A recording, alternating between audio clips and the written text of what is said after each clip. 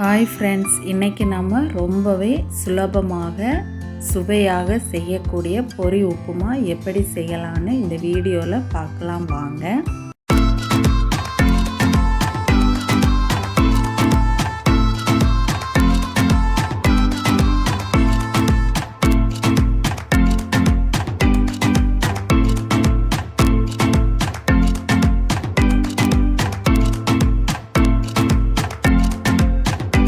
பொரி உப்புமா செய்கிறதுக்கு ஃபஸ்ட்டு ஒரு பாத்திரத்தில் 250 ml கப் அளவுக்கு 3 கப்பு பொரி ஆட் பண்ணிக்கிறேங்க.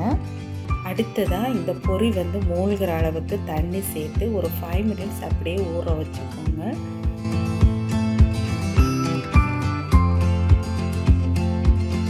மினிட்ஸுக்கு அப்புறமா தண்ணியெல்லாம் நல்லா பிழிஞ்சு இந்த பொரியை ஒரு பாத்திரத்தில் நம்ம சேர்த்துக்கலாம். இந்த மாதிரி செஞ்சு எடுத்துக்கணும். அடுத்ததாக ஸ்டவ் ஆன் பண்ணி ஒரு கடாய் எடுத்து வச்சுக்கோங்க. கடாய் சூடானதும் கொஞ்சமாக ஆயில் சேர்த்துக்கிறேன். ஆயில் சூடானதும் கொஞ்சமாக கடுகு சேர்த்துக்கோங்க. அப்புறமா கொஞ்சமாக உளுத்தம் பருப்பு கடலைப்பருப்பு சேர்த்து நல்லா ஃப்ரை பண்ணிக்கோங்க. உளுத்தம் பருப்பு கடலைப்பருப்பு ரெண்டுமே ஃப்ரை ஆனதும் ஒரு பெரிய வெங்காயம் கட் பண்ணி வச்சுருக்கேன். அதுவும் அடுத்ததாக ஒரு பச்சை மிளகு கீறி வச்சுருக்கேன்.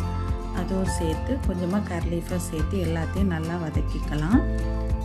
அதுக்கு கூடவே ஒரு தக்காளி கட் பண்ணி வச்சுருக்கேங்க. அதுவும் சேர்த்து வதக்கிக்கலாம். அப்புறமா 1/4 டீஸ்பூன் அளவுக்கு மஞ்சள் தூள், 1/2 டீஸ்பூன் அளவுக்கு மிளகாத்தூள் சேர்த்துக்கோங்க.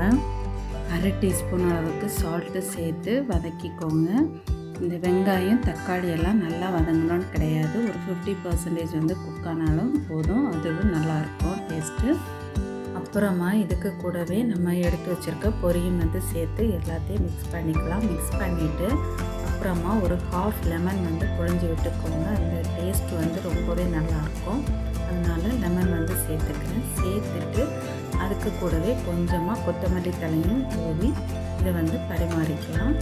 ரொம்பவே அருமையாக இருக்கும். இதோட டேஸ்ட் வேறு லெவலுங்க. ஒருக்கா நீங்கள் செஞ்சு பாருங்கள், திரும்ப திரும்ப செய்வீங்க. இந்த ரெசிப்பியை உங்கள் வீட்டில் நீங்களும் செஞ்சு பார்த்து உங்களுக்கு பிடிச்சிருந்தா மறக்காமல் எங்களோட சேனலை லைக் பண்ணுங்கள், ஷேர் பண்ணுங்கள், கமெண்ட் பண்ணுங்கள், சப்ஸ்கிரைப் பண்ணுங்கள். பக்கத்தில் இருக்க பெல் ஐக்கானை கிளிக் பண்ணிக்கோங்க. தேங்க்யூ.